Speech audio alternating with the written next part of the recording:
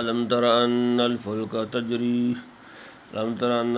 تجري في البحر بنعمة الله ليريكم من آياته إن في ذلك لآيات لكل صبار شكور وإذا غشيهم موج كالظلل دعوا الله مخلصين له الدين فلما نجاهم من البر فمنهم مقتصد وما يجحد بآياتنا إلا كل ختار كفور يا أيها الناس اتقوا ربكم واخشوا يوما لا يجزي والد عن ولده ولا مولود هو جاز عن والده شيئا إن وعد الله حق فلا تغرنكم الحياة الدنيا ولا يغرنكم بالله الغرور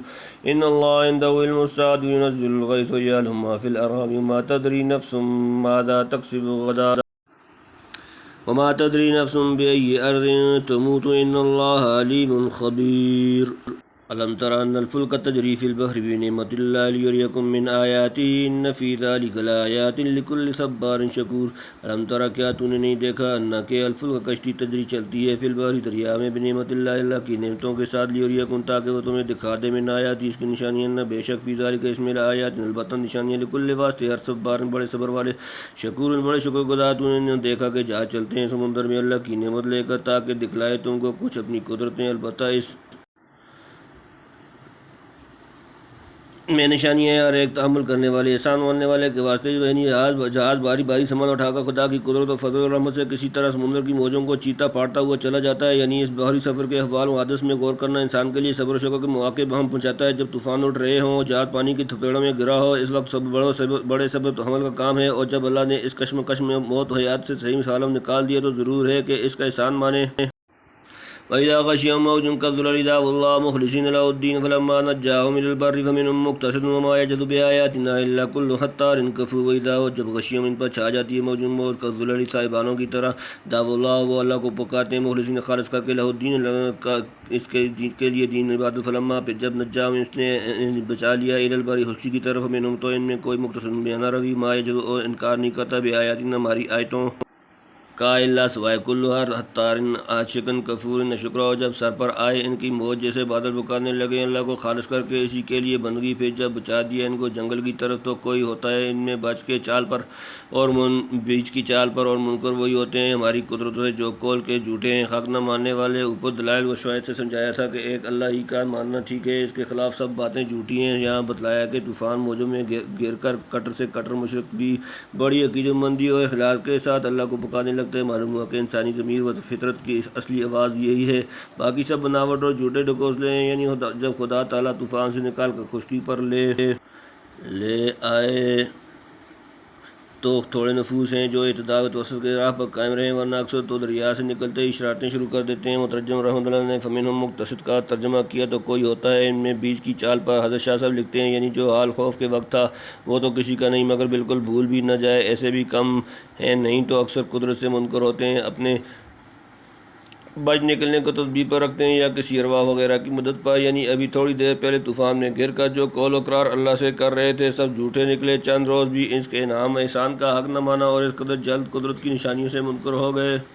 یا ایھا الناس اتقوا ربکم واخشوا یوما لا یجزی والد عن ولده ولا مولود هو جاز عن والده شیئا ان وعد اللہ حق فلا تغرنکم الحیاۃ الدنیا ولا یغرنکم باللہ الغرور. یا ایھا الناس لوگو اتقوا تم ڈرو ربکم اپنا پروردگار واخشوا اور خوف کرو یوما وہ دن لا یجزی نہ کام آئے گا والد کوئی باپ ان سے کہ ولدی اپنے بیٹے ولا مولود نہ کوئی بیٹا ہوا وہ جاز کام آئے گا ان والدی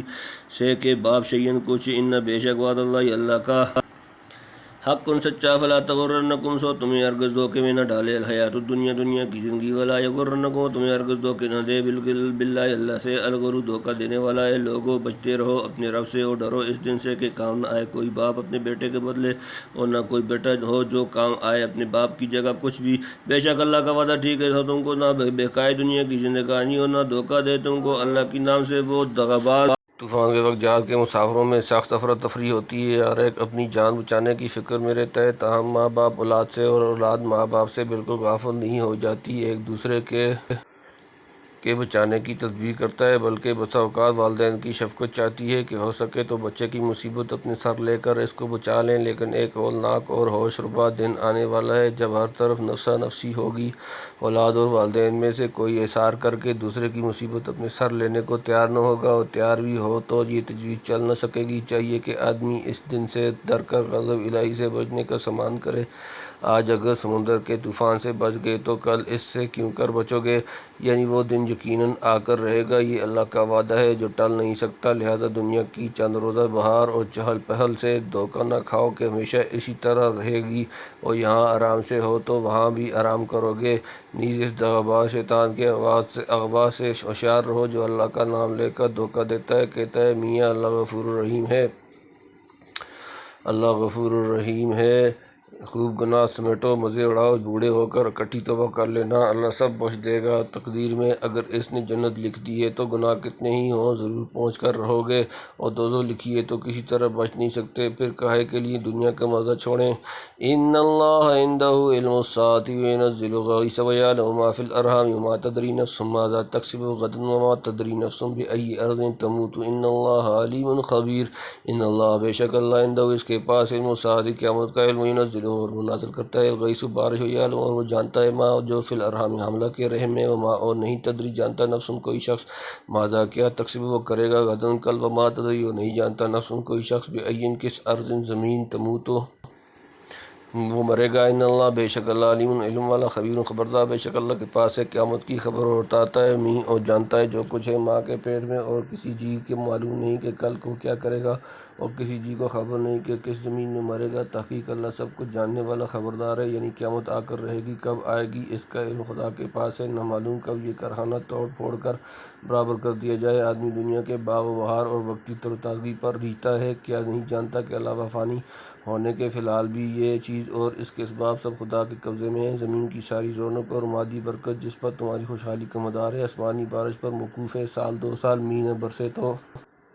ہر طرف خاک اڑنے لگے، نہ سامان معیشت رہیں، نہ اسباب راحت۔ پھر تعجب ہے کہ انسان دنیا کی زینت اور تر و تازگی پر فرشتہ ہو کر اس ہستی کو بھول جائے جس نے اپنی باران رحمت سے اس کو تر و تازہ اور پر رونق بنا رکھا ہے۔ علاوہ بریں کسی شخص کو کیا معلوم ہے کہ دنیا کے عیش و آرام میں اس کا کتنا حصہ ہے۔ بہت سے لوگ کوشش کر کے اور ایڑیاں رگڑ کر مر جاتے ہیں، لیکن زندگی بھر چین نصیب نہیں ہوتا۔ بہت ہیں جنہیں بے محنت دولت مل جاتی ہے۔ یہ دیکھ کر بھی کوئی آدمی جو دین کے معاملے میں تقدیر الہی پر بھروسہ کیے بیٹھا ہو، دنیاوی جدوجہد میں تقدیر پر قانع ہو کر ذرا برابر کمی نہیں کرتا۔ وہ سمجھتا ہے کہ تدبیر کرنی چاہیے کیونکہ اچھی تقدیر عموماً کامیاب تدبیر ہی کی ضمن میں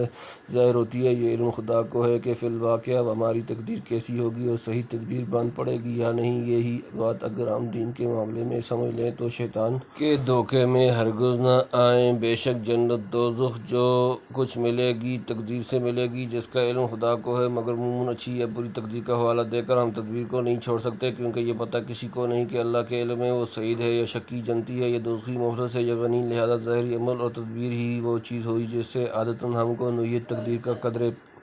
پتہ چل جاتا ہے، ورنہ یہ علم تو حق تعالیٰ ہی کو ہے کہ عورت کے پیٹ میں لڑکا ہے یا لڑکی، اور پیدا ہونے کے بعد اس کی عمر کیا ہو، روزی کتنے ملے، سعید ہو یا شقی،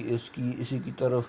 وَيَعْلَمُ مَا فِي الْأَرْحَامِ میں اشارہ کیا ہے۔ رہا شیطان کا یہ دھوکہ کہ فی الحال دنیا کے مزے اڑا لو، پھر توبہ کر کے نیک بن جانا، اس کا جواب مَا تَدْرِي نَفْسٌ مَاذَا تَكْسِبُ غَدًا 31 سورۃ نمبر لقمان آیت نمبر 34 میں دیا ہے۔ یعنی کسی کو خبر نہیں کہ کل وہ کیا کرے گا اور کچھ کرنے کے لیے زندہ بھی رہے گا، کب موت آ جائے گی اور کہاں آئے گی۔ پھر یہ وثوق کیسے ہو کہ آج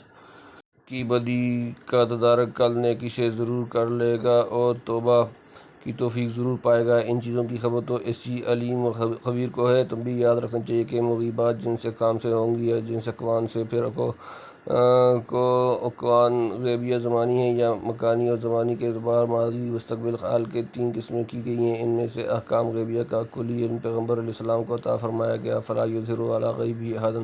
26 الا من ارتضی من رسول فانہ یسلک من بین یدیہ من خلفہ رصدا 27 لیعلم ان قد بلغوا رسالات ربہم واحاط بما لدیہم احصاء کل شیء عددا 28 سورۃ نمبر 32 سورۃ الجن آیت نمبر 26 سے جس کی جزیات کی تفصیلی تبویت ازکیاء امت نے کی، اور اقوام غیبیہ کی کلیات و اصول کا علم حق تعالیٰ نے اپنے ساتھ مختص رکھا۔ ہاں جزیات منتشرہ پر بہت سے لوگوں کو حسب استطاعت اطلاع دی، اور نبی کریم صلی اللہ علیہ وسلم کو اس سے بھی اتنا وافر اور عظیم الشان حصہ ملا جس کا کوئی اندازہ نہیں ہو سکتا، تاہم اقوام غیبیہ کا علم کلی رب العزت ہی کے ساتھ مختص رہا۔ آیت ہذا میں جو 5 چیزیں مذکور ہیں، حدیث میں ان کو مفاتیح الغیب فرمایا ہے، جن کا علم یعنی علم کلی بجز اللہ تعالیٰ کے کسی کو نہیں۔ فی الحقیقت ان 5 چیزوں میں کل اقوام غیبیہ کی انواع کی طرف اشارہ ہو گیا۔ بِأَيِّ أَرْضٍ تموت میں غیوب مکانیہ، ماذا تکسب غدا میں زمانیہ، مستقبلہ ما فی الارحام میں زمانیہ خالیہ، اور ينزل الغیث میں غالباً زمانیہ ماضیہ پندم بھی ہے، یعنی بارش آتی ہوئی معلوم ہوتی ہے، لیکن یہ کسی کو معلوم نہیں کہ پہلے